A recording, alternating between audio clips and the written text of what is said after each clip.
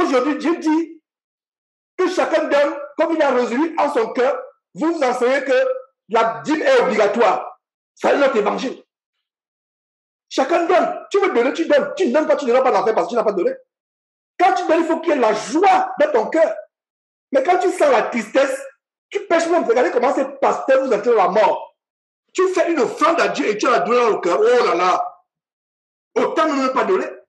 Pourquoi Ananias et Saphira ont été frappés de mort instantanément? Parce qu'il y avait ils ne donnaient pas avec joie. On peut mentir sur ce qu'ils donnaient. Ils ne donnaient pas avec joie. 2 Corinthiens, notez ce bonus. 2 Corinthiens chapitre 9, verset 7. Je le prends. 2 Corinthiens chapitre 9, verset 7. Dit quoi? Que chacun donne. Étant forcé? Non. Que chacun donne les 10%? Non. Que chacun donne selon ce qu'il a résolu dans son cœur, sans contrainte ni tristesse. Si tu as résolu de donner 0%, tu ne donnes rien. 1%, 10%, 100%, 1000%. Il faut que personne ne te force. Personne ne va te dire qu'il faut que tu sois obligé. Quelqu'un vous enseigne cela, il enseigne en notre évangile. Si vous m'entendez un jour dire que la dîme est obligatoire, fuyez-moi plus que la mort. La dîme n'est pas 10%. Dîme, c'est 10% de tes revenus. Ce n'est pas obligatoire. Quelqu'un enseigne cela, c'est un autre évangile inspiré par les démons. Enseigner aux chrétiens à exercer la libéralité, c'est bien, mais n'imposez pas. Encouragez les frères à exercer la libéralité.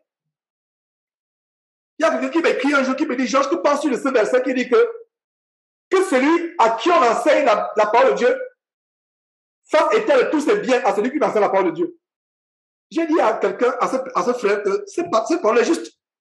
Mais à ce qui me concerne, Georges, je n'aimerais pas abuser de ce verset. Ce n'est pas l'argent des gens qui m'intéresse, c'est les âmes qui m'intéressent. Je lui ai dit que ce verset est pourtant juste. Mais qu'est-ce que vous voyez? Parce que celui à qui on enseigne la parole de Dieu doit faire état de ses biens à celui qui lui enseigne la parole de Dieu. Ce verset est juste. Mais des pasteurs d'imovores, bandits, voyous, escrocs et macros, comme les Camerounais disent, abusent ce verset. Il devient le véritable roi. Il domine sur vous. Vous devez leur dire combien vous gagnez par mois. Ils doivent contrôler vos finances. Ils doivent tout contrôler sur vous. Non. Je ne ferai jamais cela.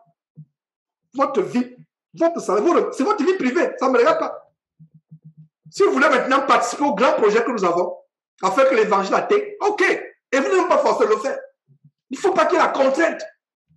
Et de grâce, ne le faites pas si vous n'avez pas assez de revenus. Occupez-vous de vos familles.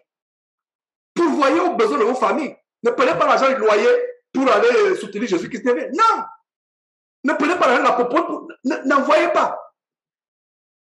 Occupez-vous de vos familles.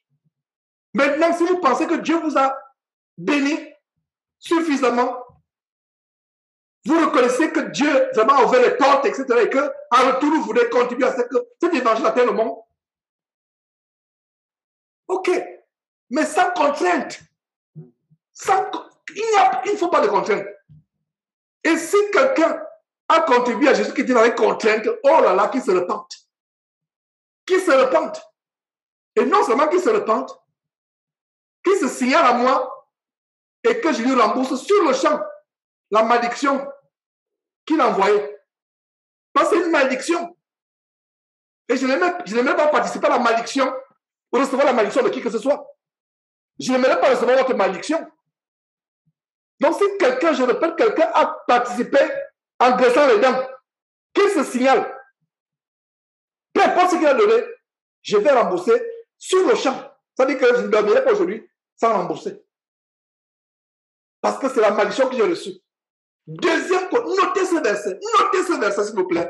2 Corinthiens, chapitre 9, verset 7. Que chacun donne comme il a résolu en son cœur, sans contrainte ni tristesse, car Dieu aime celui qui est avec toi, avec joie. Quand tu donnes, tu danses même, tu danses, tu es dans la joie.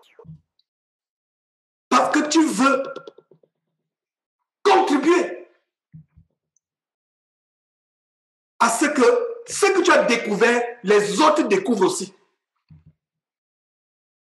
Les autres découvrent. Combien êtes-vous aujourd'hui qui avez découvert le vrai évangile?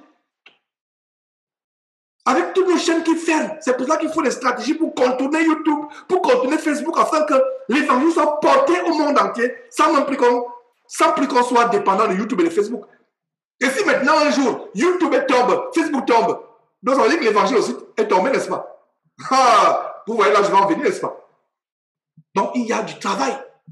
Il faut encourager les frères à la libéralité. Si vous ne voulez pas donner, je n'ai pas vu un verset qui dit que celui qui avare ira forcément en enfer. Montrez-moi ce verset si vous l'avez trouvé. C'est mieux d'être avare, de dire que je ne donne pas. Mais je vous encourage à faire la libéralité. Non seulement à soutenir un ministère comme Jésus-Christ TV, mais il y a aussi les pauvres autour de vous, des orphelins. Ce merveilleux boulot que tu dois donner, tu penses que tu dois donner pour rien? L'évangile doit atteindre le monde entier. Mais il y a aussi les pauvres, même parmi nous. Et quand tu fais le monde, où la bienfaisance dans l'église ne sonne pas la trompette. Il ne faut même pas que quelqu'un d'autre sache que tu as aidé cette sœur ou ce frère. C'est entre le frère et toi et Dieu. C'est tout. Ouais. Donc, ce frère qui me dit que Georges, qu'est-ce que tu penses de ce verset? À savoir que celui à qui on enseigne la parole de Dieu fasse étendre tous ses biens à celui qui lui enseigne la parole de Dieu. Beaucoup escroquent à cause de ce verset. Et c'est leur verset préféré. Hein? Ils n'aiment pas que la femme doit se voir la tête.